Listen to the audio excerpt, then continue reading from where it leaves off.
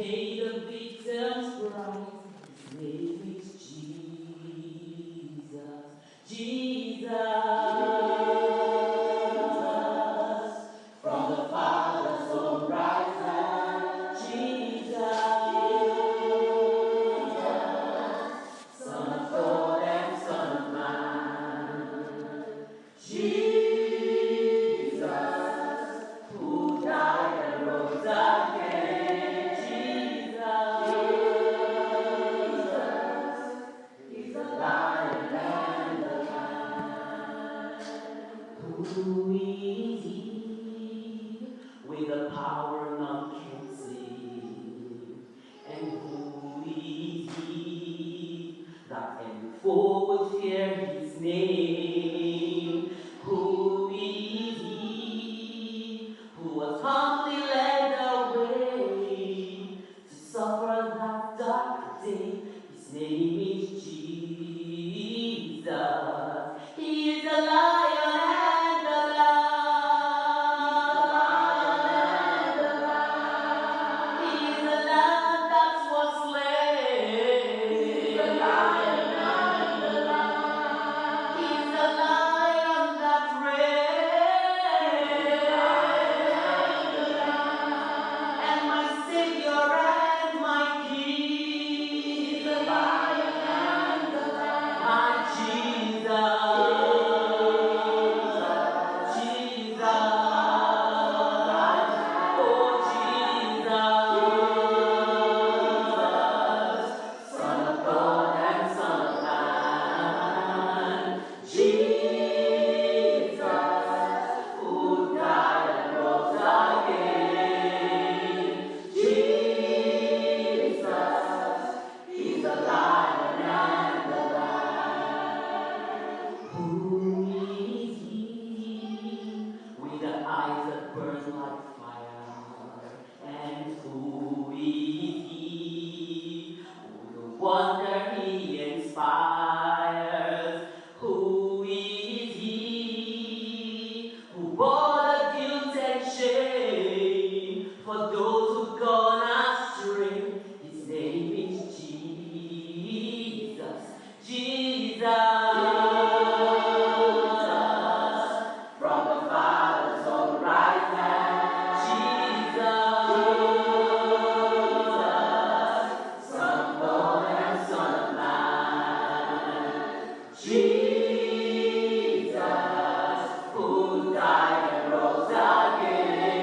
Jesus, he's the Lion and the Lamb. Oh, my Jesus, from the Father's own right hand. Jesus, Son of God and Son of Man. Jesus, who died and rose again. Jesus, he is the Lion and the Lamb. He is the Lion and the Lamb. He is the Lion and the Lamb. He is the Lion and the Lamb.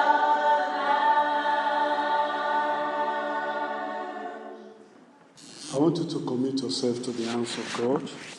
You want to tell the Lord that as the word of God comes to you now, that the Lord himself will speak his word to your heart.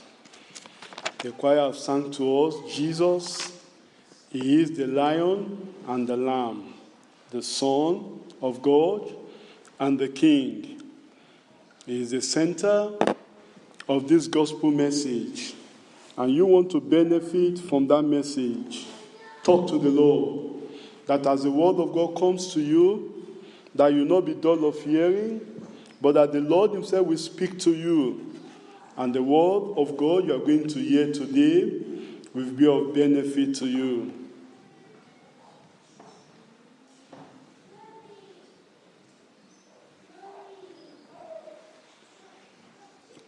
In Jesus' name we pray. Father, we thank you, Lord, for the provision of your only begotten Son, Jesus Christ, to be our Lord and our Savior. Thank you for the perfect sacrifice, the final sacrifice that was made by your only begotten Son on the cross of Calvary for the remission of our sins. Lord, as we come to look back to Calvary again today, I pray that the full benefit of Calvary will be the lot of everyone here today in Jesus' name.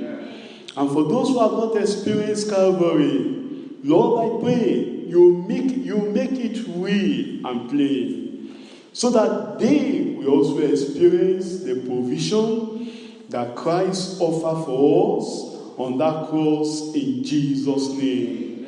Lord, I pray that as your word comes today, Lord, your word will have an impact in every heart. None of us will be dull of hearing, but give us the grace that the things you are going to share with us from your word, that we not just hear them, but you make us doers of your word in Jesus' name. Thank you, Father, because I know you've had an answer. In Jesus' name we pray. Amen. Shall we be seated?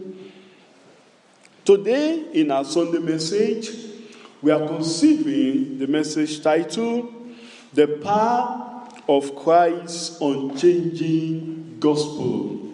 The Power of Christ's Unchanging Gospel. We go back again to our text that we've considered in our the scriptures for today, and we just look at some few verses of scriptures there, just to dig deeper in the study. In Galatians chapter 2,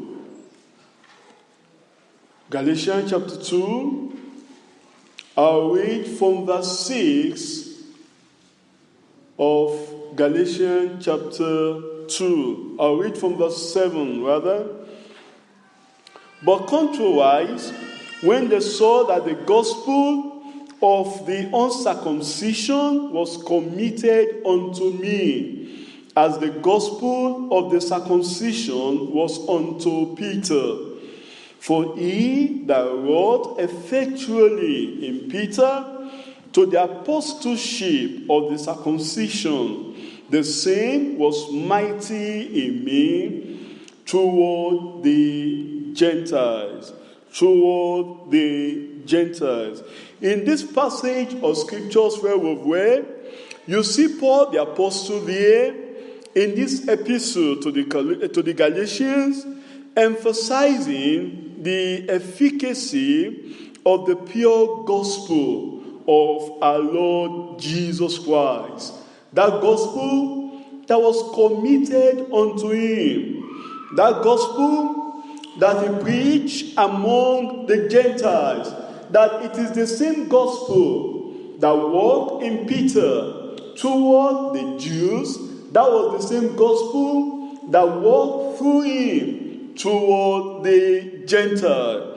That is an unchanging gospel, either to the Jews or to the Gentiles, either to the colored or to the uncolored, either to the black or to the white, in whatever language, of whatever background, of whatever culture. It is the same gospel. And this gospel has power to transform and to change lives. It is the same gospel that Peter had toward the Jews, that Paul also had toward the Gentiles.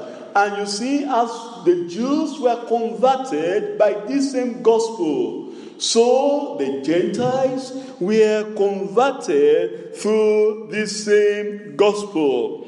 This is the unchanging gospel as revealed through our Lord and Savior Jesus Christ.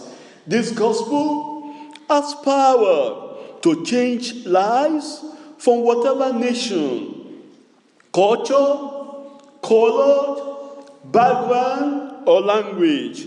This gospel has power. And that was what Paul the apostle was emphasizing here when he was writing to the Galatians, that he that worked effectually in Peter to the apostleship of the circumcision, the same was mighty in me toward the Gentiles. And when you ask yourself, is there any evidence we see in scriptures where this gospel has transformed life? We see passages of scriptures in the New Testament, even before the death of our Lord Jesus Christ, that this gospel transformed the lives, the behavior, the conduct of all those that come in encounter with the gospel. But for better understanding, we want to just emphasize on one individual, and that's the writer of this epistle, Paul the Apostle. We want to look at his life. What did the gospel do in his life? This gospel that he himself had toward the Gentiles. Paul the Apostle is not a preacher of what he himself did not experience. He had an encounter with the gospel, and that gospel transformed his life, and that gospel changed his life. In fact, if you look at the epistle he wrote to Timothy, giving an account of how his life was transformed, of the power of this unchanging gospel that he had in 1 Timothy chapter 1. 1 Timothy chapter 1. I'll read from verse 11 of 1 Timothy, the gospel. According to the glorious gospel of the blessed God, which was committed to my trust. And I thank Christ Jesus our Lord, who had enabled me, for that he counted me faithful, putting me into the ministry, who was before a blasphemer and injurious. But I obtained mercy because I did it ignorantly in unbelief. And the grace of our Lord was exceedingly abundant with faith and love which is in Christ Jesus. This is a faithful saying and worthy of all acceptation, that Christ Jesus came into the world to save sinners, of whom I am chief. Albeit for this cause I obtained mercy, that in me first Jesus Christ might show forth all long suffering, for a pattern to them who should hereafter believe to him to life everlasting. You see, Paul the Apostle, they're giving us an account of the power of this unchanging gospel that he had. How this gospel transformed his life.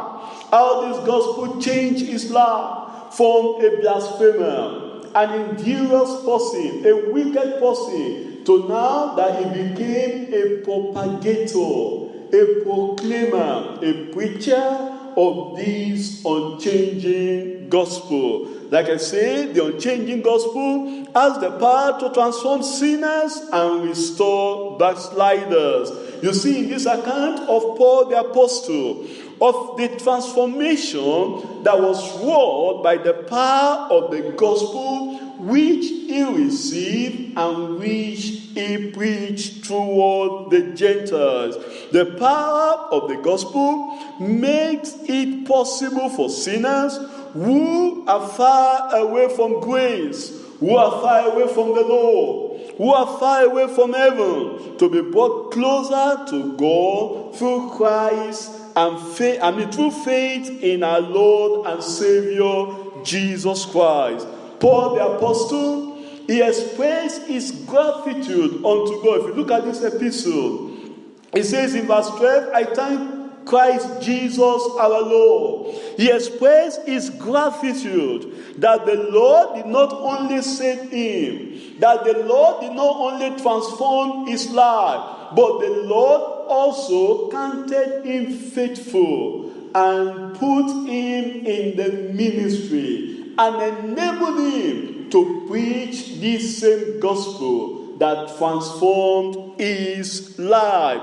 You know, when we look at the life of Paul the Apostle, that was what I was trying to tell the Galatians, like I said in the summary, when he was writing the epistle to them. Asserting his apostleship, that his apostleship is not of man. His calling is not of man, but is of the Lord Jesus Christ, of the grace of God that he had, and the encounter he had with the Lord. And he was saying that the same gospel Peter preached to the Jews, and God the Jews converted. That same gospel he himself took to the Gentiles, and then the lives of the Gentiles were taught. And that's why today in our message we are considering the power of Christ's unchanging gospel. The same gospel that Peter preached, the same gospel that Paul preached, the same gospel we preach today. And when we preach that same gospel, brethren, that gospel has power. Power to transform life, power to change life, power to turn a sinner into saint. The Lord has done it in my own life. He has done it in others' lives seated before me. He has done it in the lives of many people, not only in our church, even outside our church.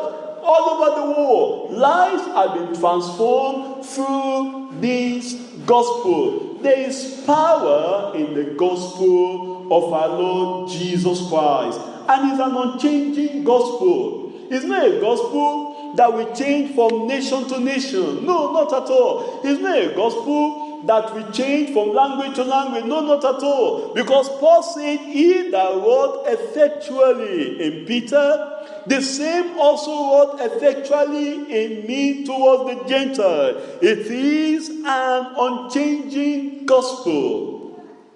It is an irreversible gospel. It is the eternal gospel. It is the gospel that has Christ at the center, at the pivotal, and the foundation of it. Any other gospel that has Christ not at the foundation is a perverted gospel. I pray that this gospel that the Lord has given to us from the time of the early church to our own time now, and to the generations that will come after us, we will keep it pure. We will keep it changeless.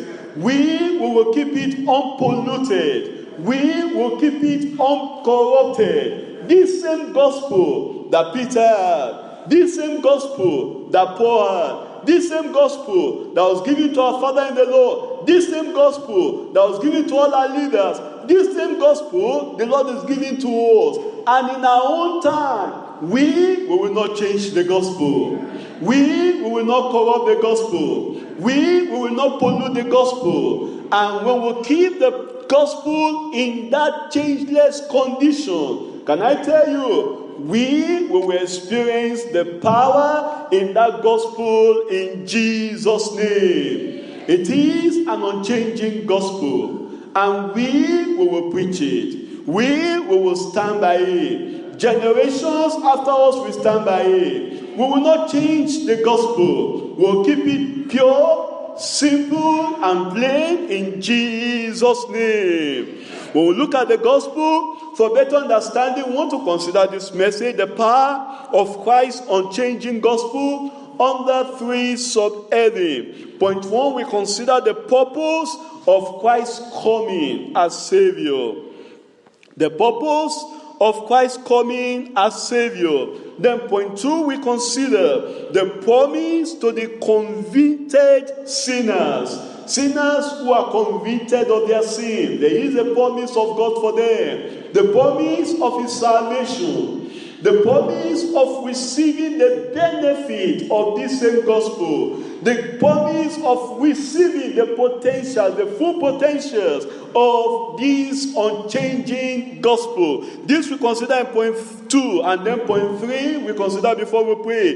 The power in our conversion and salvation. The power in our conversion and salvation. There is power in our salvation. That gospel that brought salvation to man has power. Has power to transform life.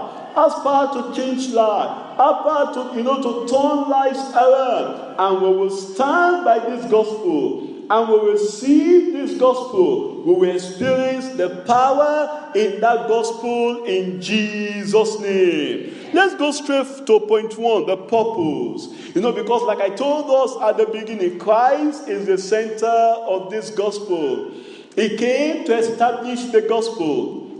He came to fulfill the requirement of this gospel. Like we told us, the gospel simply means the good news. The gospel simply means the good news. What good news are we talking about? The good news in John chapter 3 verse 16. For God so loved the world that he gave his only son, that his only begotten son, that whosoever believeth in him should not perish but have everlasting life. That was what Paul the apostle was saying when he wrote to the Galatians in Galatians chapter 2. Galatians chapter 2. If you look at verse 4, he emphasized the purpose of Christ's first coming there. Galatians chapter 2 verse 4. That because of false brethren unawares brought in, who came in privily to spy out our what? Our what? We both say he was referring to himself and to other believers. To those who have tasted of the gospel of the Lord Jesus Christ. He says there, our liberty, which we have in who now? In who? In Christ Jesus. The purpose of Christ's first coming is enlightened there. He came to set us free. That's why he came the first time. He came to give us that liberty, the liberation from sin, liberation from the bondage and the yoke of sin. That's why Christ Jesus came the first time. That's why he says there he came to give us to spy our liberty, which we have in Christ Jesus, that they might bring us into bondage. You see that? That's the purpose. Christ came to give us liberty, to give us freedom from bondage, from the captivity of the devil. Look at it in 1 John chapter 3. 1 John chapter 3. I'll read verse 8 of 1 John chapter 3. He that committed sin is of the devil, for the devil sinned from the beginning for this purpose. Do you see the purpose there? For this purpose, the Son of God was manifested, that he might do what? That he might do what? Destroy the works of the devil. Can I tell you, sin is the work of the devil. If you are still living in sin, no matter your title in the church, you are a work of the devil. If you are still having, a life defeated by sin, that sin in you is the work of the devil. But for this purpose, the Son of God was manifested, that he might destroy, might eradicate the works of the devil. That's why Christ Jesus came. That was the purpose why Christ came. In fact, Paul, in that epistle to Timothy, the first epistle in 1 Timothy again, look at the purpose there. I enlightened the purpose why Christ came the first time. In 1 Timothy chapter 1, I'll read verse 15. This is a faithful saying, and worthy of all acceptation, that Christ Jesus came into the world to save sinners, of whom I am chief. Christ Jesus came the first time. He came to save. He came to deliver. He came to set free. He came to deliver us from the yoke and the bondage of sin. There is true liberty only through our Lord Jesus Christ. He came to set the captives free. The captives of sin, he came to set them free. The captives of Satan, he came to set them free. The captives of sickness, he came to set them free. In fact, when he came here on earth the first time, and he went into the temple, and they gave him the book of the Lord to read, and the first thing he did was to establish the purpose why he came. In Luke chapter 4, look at it together with me. Luke chapter 4. I'll read from verse 16. And he came to Nazareth, wherewith he had been brought up. And as his custom was, he went into the synagogue on the Sabbath day, and stood up to read. And there was delivered unto him the book of the prophet Isaiah.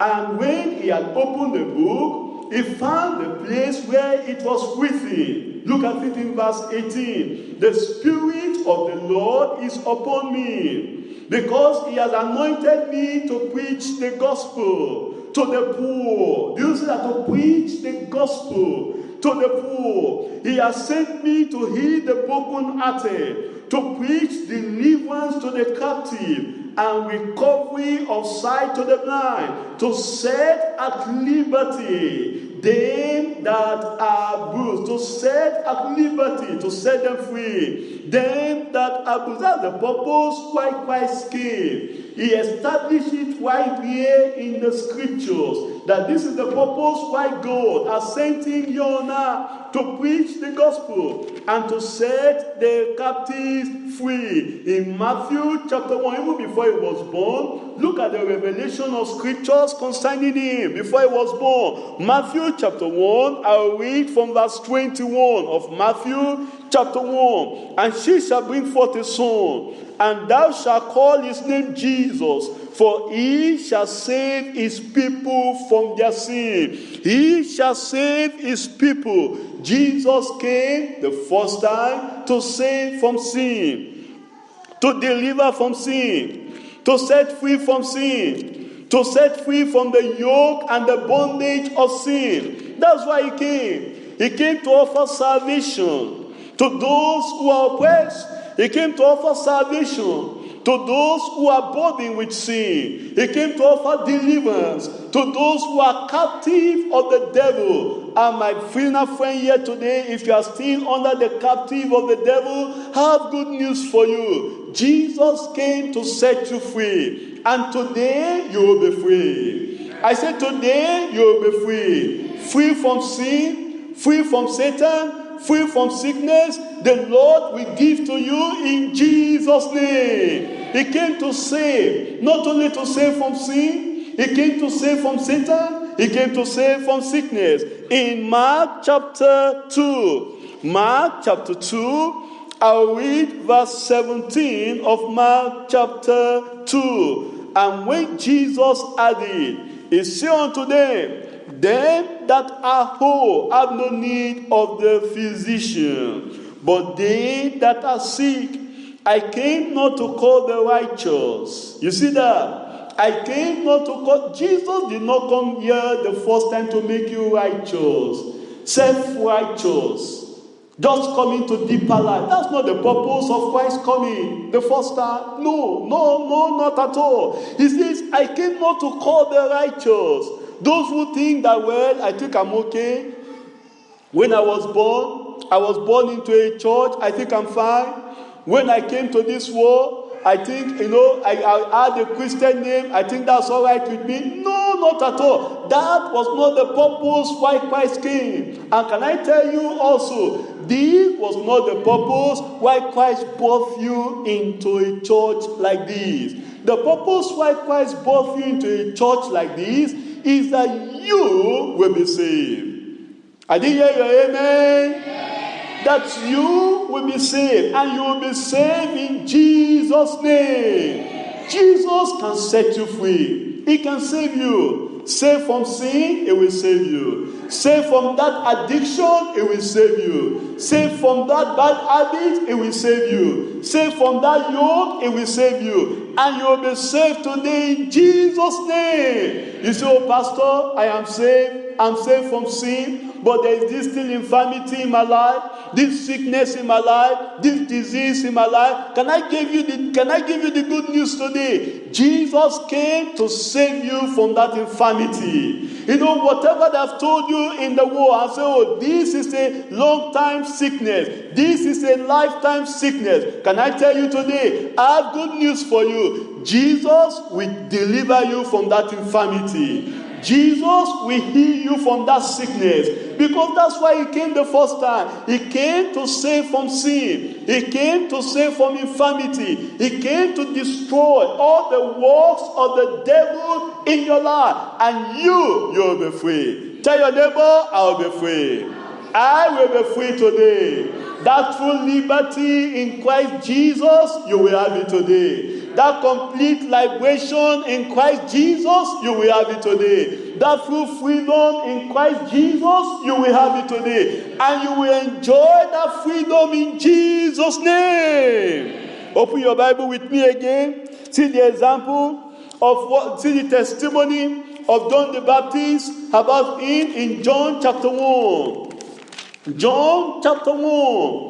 I'll read verse 29 of John chapter 1. This next day, John seeth Jesus coming unto him, and say, Behold the Lamb of God, which taketh away the sins of the world. Behold the Lamb. He is the Lamb of God, the perfect sacrifice of God, the only one that God has given, the complete sacrifice. We don't need any other animal. We don't need any other sacrifice. We don't need any other thing. Jesus is the complete sacrifice. And today, his sacrifice for you will be sufficient.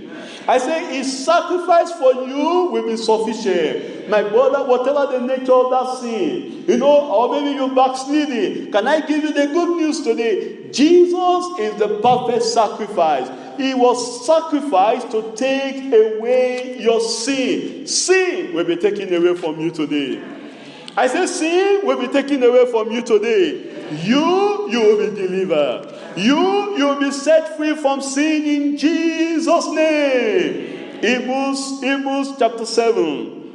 Hebrews chapter 7. I'll read from verses 25 and 26. He says, Wherefore he is able to save them to the uttermost, that come unto God by him, seeing he ever liveth to make intercession for them. Can I tell you, Jesus will save you to the uttermost. I didn't hear your amen. Until you get to heaven, Jesus will not leave you alone. I said, Jesus will not leave you alone.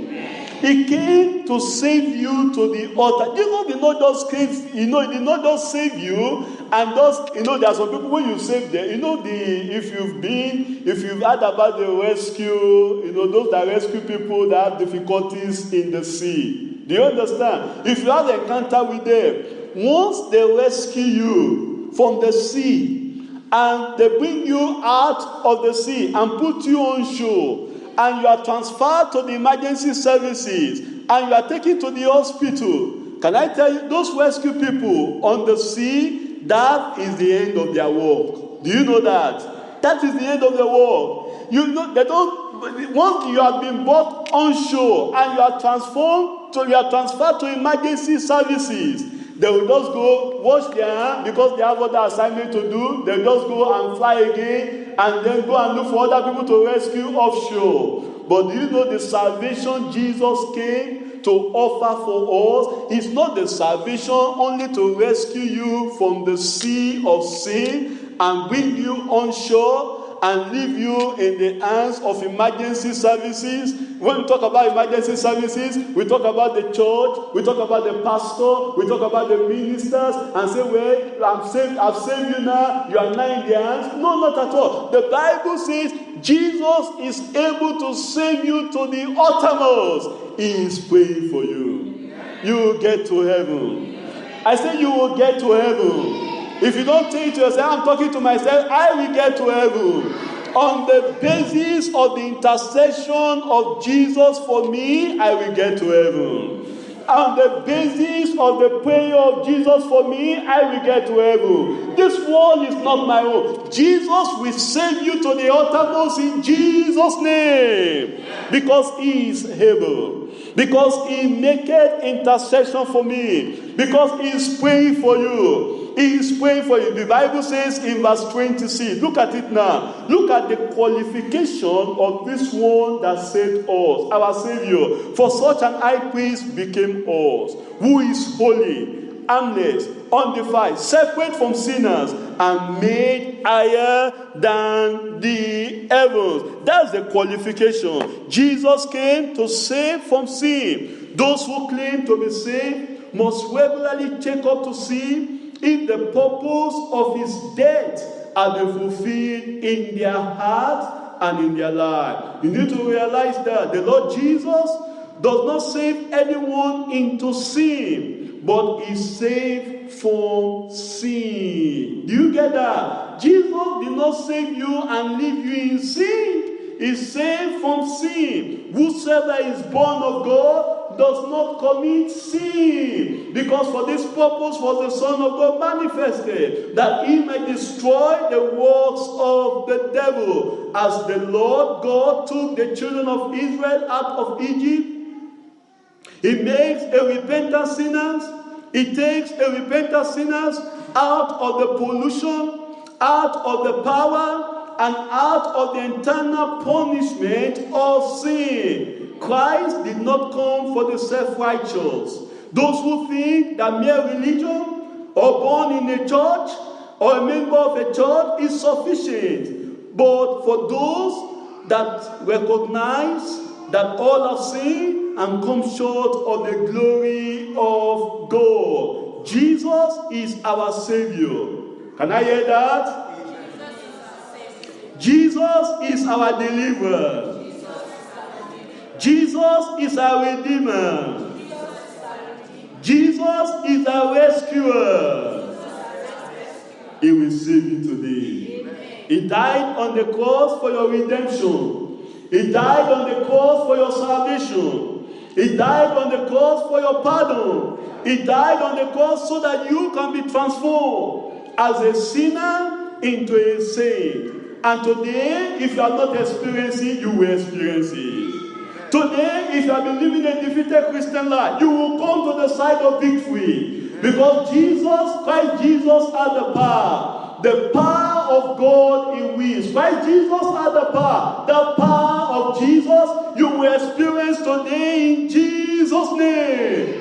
What's the purpose quickly? If you write that word purpose down vertically, the purpose of Christ's first coming, the P in that purpose, he came to offer pardon for sin. That's why he came. So that your sins will be pardoned by God. That's why Christ came. The you in that word purpose, he came to unbind you from slavery.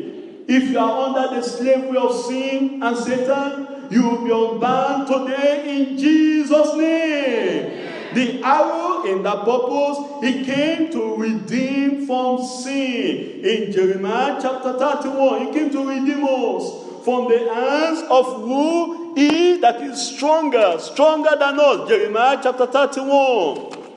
He came for redemption.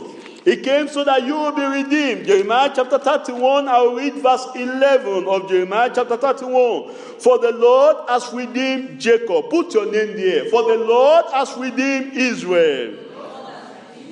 I say put your name there. For the Lord has redeemed Israel. The Lord has redeemed me. Talk to your neighbor and say the Lord has redeemed me.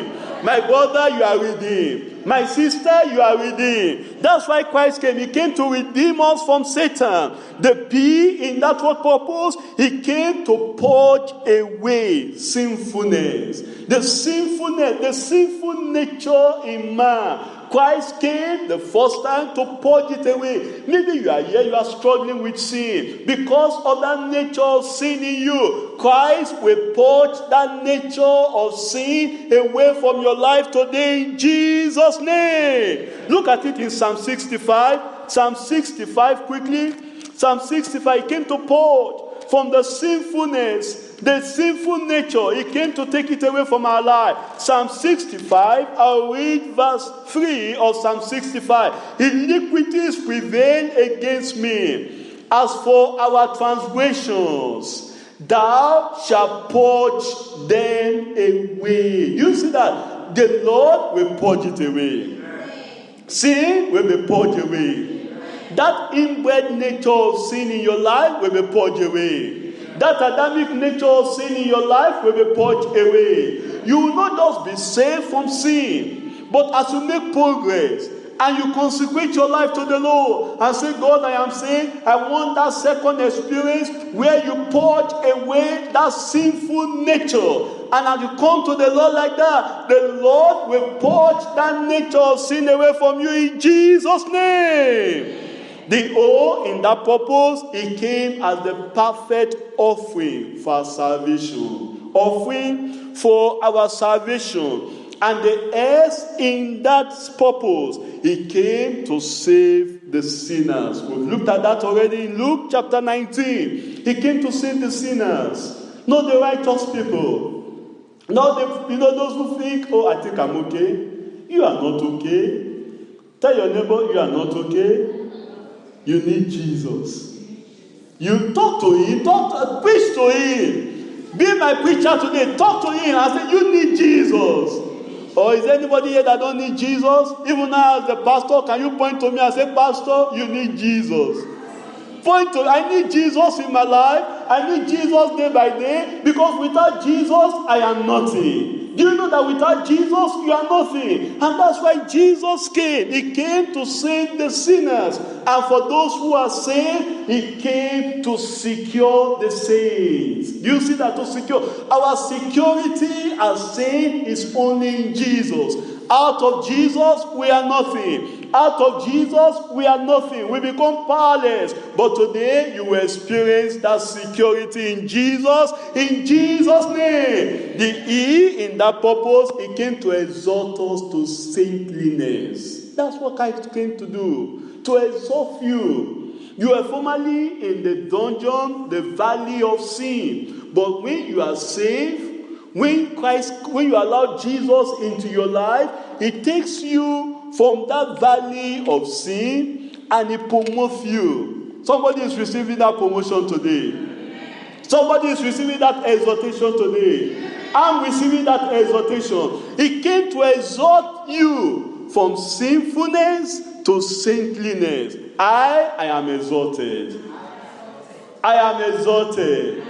I am a saint of God. Talk to yourself now. I say, for me, I am a saint of God. That's what Jesus came to do. It's not until you die. You know, there is a religion today that tell you that, oh, it is when you are died, when you after your death, that they will now canonize you and say you are Saint Israel. I forbid that. My own saint is from today. My own saint is from today. As long as I am alive, I am Saint Israel. I say, as long as I am alive, I am Saint Israel. Talk to yourself now. I am Saint Israel. Point to me and say, you are Saint Israel. And then when you know you are exalted as a saint, then there are some things you cannot do. There must be a change of character. There must be a change of behavior. There must be a change of language. There will be a change of taste. That's what Christ came the first time to do. You will experience it. Let's lead us to point 2, the promise to the convicted sinners. The promise to the convicted sinners. If we go back again to our text in Galatians chapter 2. Galatians chapter 2. I'll read verse 7 there. But contrariwise, when they saw that the gospel of the uncircumcision was committed unto me, as the gospel of the circumcision was unto Peter. What Paul the apostle was saying here, that gospel, the gospel of the uncircumcision, was committed unto him, was given unto him. And it is the same gospel that was given to Peter. Here was a promise that the Lord gave. Here was the fulfillment of the call of God in the life of Paul the apostle. When he was converted, when the Lord transformed his life, when his life was transformed, look at what he said in Acts of the Apostle. Look at the transformation of this man. See when he got the gospel, the promise to the convicted sinners. When his life was convicted, look at the promise he received from the Lord. Acts chapter 9. I'll read from verse 4. And he fell to the earth and had a voice saying unto him, Saul, Saul, why persecutest thou me? Here was a man, a blasphemer. Here was a man, an injurious person.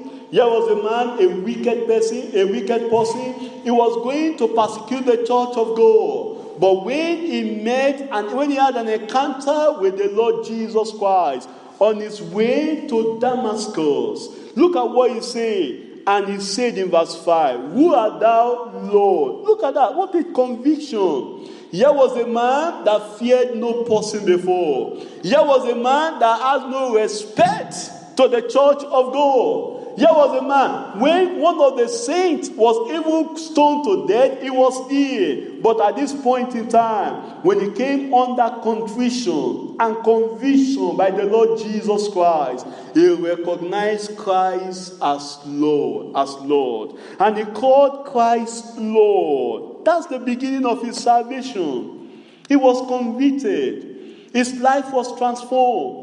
His life was changed. And he said, and the Lord said unto him, I am Jesus, whom thou persecuted. It is hard for thee to kick against the bricks. And he said in verse 6, and he trembling and astonished said, Lord, what wilt thou have me to do? What wilt thou have me to do? Look at the conversion of this man. When he was convicted like that and converted, look at the promise the Lord now said about him in verse 15. And the Lord said unto him, Go thy way, for he is a chosen vessel unto me to bear my name before the Gentiles. Do you see that? And kings and the children of Israel. And I will show him how great things he must suffer for my name's sake. You see the promise there. The Lord now said, Paul is now a chosen vessel. The promise for the convicted sinners. His life was transformed. His life was changed. And as a result of that, he got the promise from God. Look at 1 Timothy. Now he now said that in 1 Timothy again in his epistle to Timothy. 1 Timothy, the promise to the convicted sinner. For every convicted sinner here today, backsliders here today, can I tell you, there is a promise from God for you. And that promise is that you will be a chosen vessel unto God. The Lord will make use of you. The Lord loves you. He wants to make use of you, my brother. He wants to make use of you, my sister. All you need to do is to surrender your life to the Lord. And the Lord will make use of you in Jesus' name. In verse 15 of 1 Timothy chapter 1. This is a faithful saying, truthful saying, genuine saying, confirmed saying, and worthy of all acceptation, that Christ Jesus came into the world to save sinners. That's the promise, to save sinners. That's the promise for every convicted sinner here today. You will be saved. The promise of God for your salvation is near. You will be saved. In fact, in Acts chapter 2, when the people were convicted and they cried out to Peter and told Peter, men and brethren, look at the promise that came to them. Acts chapter 2, from verse 37, when they had the message from Peter. And when they had this, they were pricked in their heart. Another word for pricked there is convicted. They were convicted in their heart. And say unto Peter and to the rest of the apostles, men and brethren, what shall we do? Remember Acts chapter 9, Paul the apostle told the Lord, what shall I do? Can I tell you today, when the Lord calls you out of your sin and bring you into his saving grace, there is something for you to do for Jesus. Tell your neighbor, there is something for you to do for Jesus. You cannot remain idle in the kingdom. You cannot say, oh, I am saved alone. Yes, I'm idle. No, you cannot remain idle. There is something for you to do in the kingdom. He said, look at them and say, men and women, what shall we do? There is something for you to do, and I will do it. There is something for me to do in the kingdom. I will do it. My neighbors are there, I will tell them about Jesus. My friends are there, I will tell them. I'm talking to myself now about you. I will tell them about Jesus. I will do something for Jesus. This little life of mine will count for Jesus. How about you? What are you saying to yourself? I say, what are you saying to yourself? This single life of yours, will it count for Jesus? Will it do something for Jesus? Then there is a promise for you. Look at the promise now. When they say, men and brethren, what shall we do? Look at it now in verse 38. Then Peter said unto them, repent, repent, repent. That's something for you to do. Repent. That's the beginning. Repent. Do something about it. That sin that you easily fall into, repent for me. Turn away from me. That's something for you to do for Jesus. Turn away. When you turn away like that, look at it. Repent and be baptized, every one of you, in the name of Jesus Christ, for the remission of sins, and ye shall receive the gift of the Holy Ghost. Ye shall receive the gift of the Holy Ghost for the promise. You see it in 39, there is a promise for you. I didn't hear you. I said there is a promise for you. Or maybe I should say to myself, there is a promise for me. I said there is a promise for me. For the promise is unto you, and to your children, and to all that are far off, even as many as the Lord our God shall call. There is a promise for you. As you come to the Lord today, there is a promise for you. The promise of salvation is for you. The promise of redemption is for you. The promise of pardon is for you. The promise of sanctification is for you. The promise of freedom from sin is for you. You will benefit from that promise. I say you will benefit from that promise. Proverbs chapter 28. Proverbs chapter 28, I'll read verse 13 of Proverbs chapter 28. The promise for the convicted sinners. He that covereth his sin shall not prosper. If you cover your sin, you will not benefit from this promise. If you are still covering your sin with self-righteousness, you will not profit from this benefit, from this blessing. If you are still covering your sin, with the attire of God of your own self-worth, you will not promise you will not benefit from this promise. He that covereth his sin shall not prosper. But look at the promise now. But whosoever confesseth and forsaketh them shall do what? Shall do what? Shall do what? I will have mercy. I don't know about you. Until I get to heaven, I will continue to have mercy. I will continue to have the grace of God. To be saved, therefore, you must confess your sin. To have the mercy of God, you must repent from your sin. And this is the first time. This is the best time to do it. There is no other time you can do it and be saved. This is the day. This is the time. This is the time of your salvation. This is the time of your restoration. And you will benefit from it in Jesus' name. There is the promise of regeneration. There is the promise of the newness of life. There is the promise of salvation. There is the promise of freedom that the Lord has given to as many that comes to him. In John chapter 8, look at it now in John I'll read John chapter 8. I'll read from verse 11 of John chapter 8. The promise for the convicted sinners. And she said, "No man, Lord." And she said, "No man, Lord." Look at this woman, an adulteress. Look at this woman, a prostitute. Look at this woman that was caught in the act of adultery. And she was to be stoned to death. And Jesus had mercy on her. Look at what the woman now told Jesus. And she said, "No man, Lord." And look at the promise of Jesus. This promise is for you. I said, this promise is for me. I said, this promise is for me. Look at what he said now. Lord, and Jesus said unto her. Can you personalize it to yourself? And Jesus is saying unto me, Israel. Jesus is saying unto me, Israel. Neither do I condemn thee. When you come to Jesus, there is the promise of no condemnation. When you come to Jesus, there is the promise of no judgment. You will be free. There is no condemnation for you again. Neither do I condemn you. Go and sin no more. I will go and sin no more. Do you see that there is the power to go and sin no more in Jesus? You know, people that tells us today that, it's possible to be a Christian, and once a while, maybe once in a week, maybe once in a month, maybe once in, Pastor, do you think it's possible once in a year? My own sin is just once in a year. That is not the power of Jesus. The power of Jesus, the promise of Jesus is go and give it to me. Go and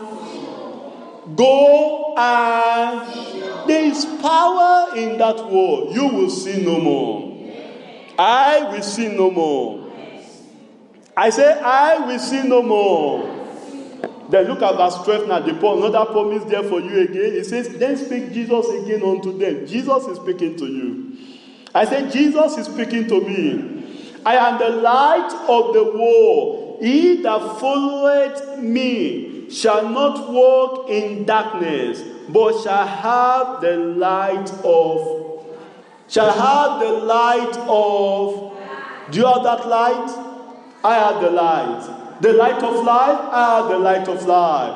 And that life will become real in your life today in Jesus' name. Then look at verse 36 now. I hope you can see this promise.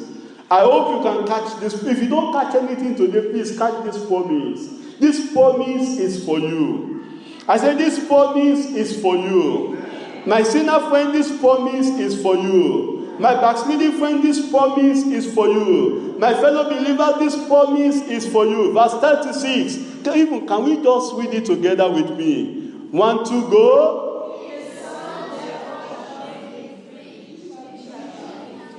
Ye shall be what? Free indeed. Free indeed. Free indeed. Free from the bondage of sin. Free from the captivity of sickness.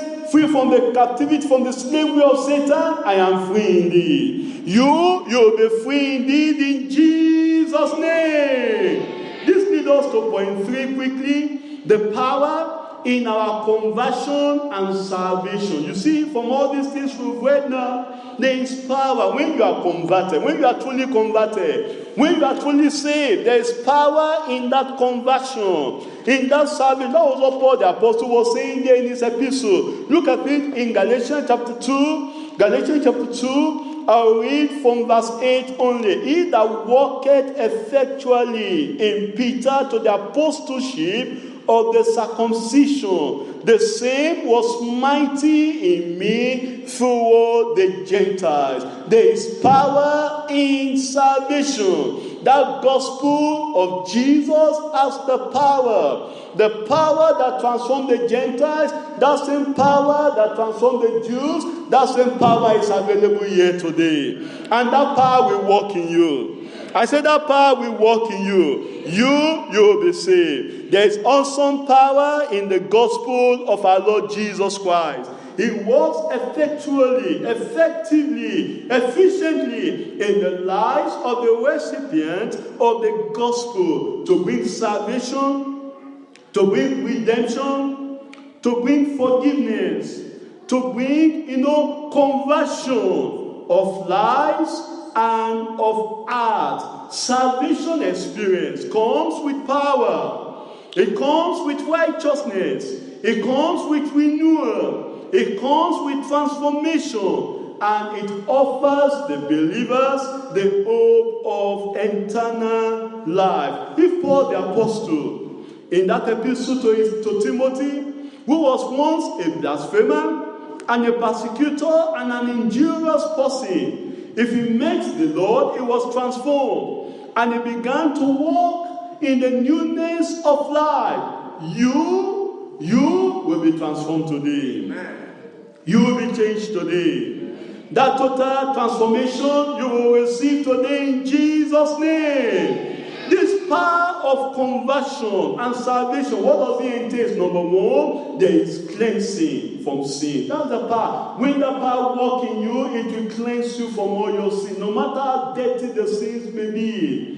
No matter how polluted you are in the mere of sin, when you experience the salvation and the conversion of the gospel of our Lord Jesus Christ, that pure gospel, it brings cleansing from all sin. 1 John chapter 1. 1 John chapter 1. Look at what the Bible says in 1 John chapter 1. I'll read verse 7. If we walk in the light as he is in the light, we have fellowship one with another. And the blood of Jesus Christ, his Son, does what? Does what? Cleansed us from all sin. When you experience this salvation we are talking about, of this pure gospel, of the full gospel, the power in that pure gospel. Number two, it brings cessation from sinfulness.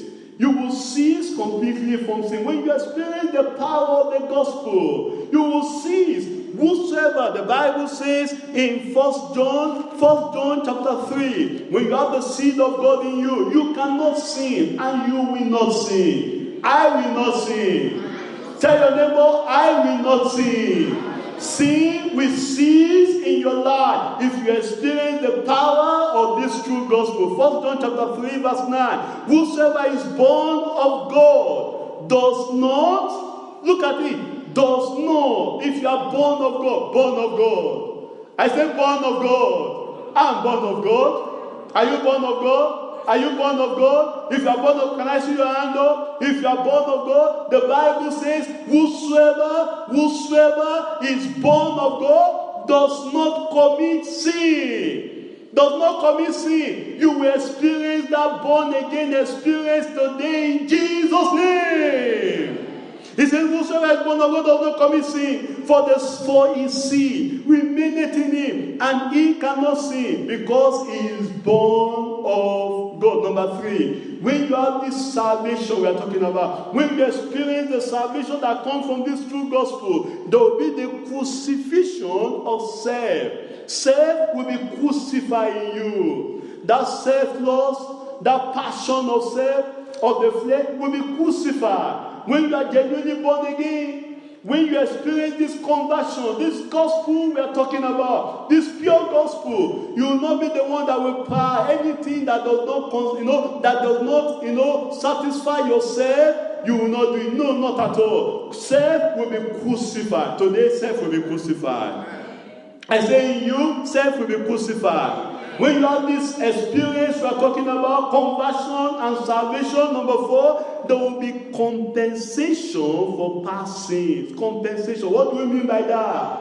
You will compensate for all your past wrong. All the lies you told before, you will compensate, you will make restitution. Look at this man Zacchaeus, when he had the encounter with the Lord, he says, Lord, the half of my goods I give to the poor, and if I've taken anything from any man, I will restore unto him fourfold. When you have this experience, there will be the willingness to do your restitution. Where you've told lie in time past, you want to correct it. Where you've injured somebody in time past, you want to make peace. When you know what you said that time, was to injure that sister, was to injure that brother, you want to make peace. Compensation for past sinfulness. Number 5, when you have this experience of a compassion for sinners. Compassion. When you have that salvation in you, of this pure gospel, you will be willing to tell your friends. You will be willing to tell them about Jesus.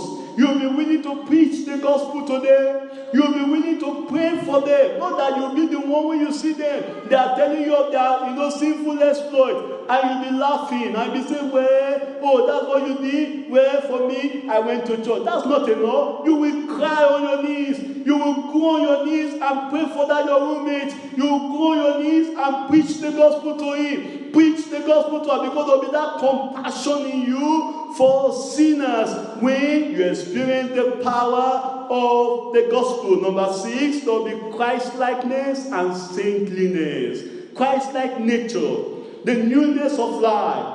The nature of Christ will be in you. And lastly, when you experience this, there will be communion with the Son. You have communion with the Son. The Spirit of God, as the Bible says, for as many as are led by the Spirit of God, they are the sons of God. You have communion with Christ the Son, with God the Father, and with God the Spirit. You have that sweet communion. You don't want to do anything without the leading and the guidance of the Spirit of God and the Word of God. They'll become your companion. They'll become your daily basis. This is the power we experience when we experience this gospel, this unchanging gospel, this gospel that has power to transform life, this gospel that has power to change life, this gospel that has power to regenerate life. That same gospel that was given to Peter, that same gospel was given to Paul, and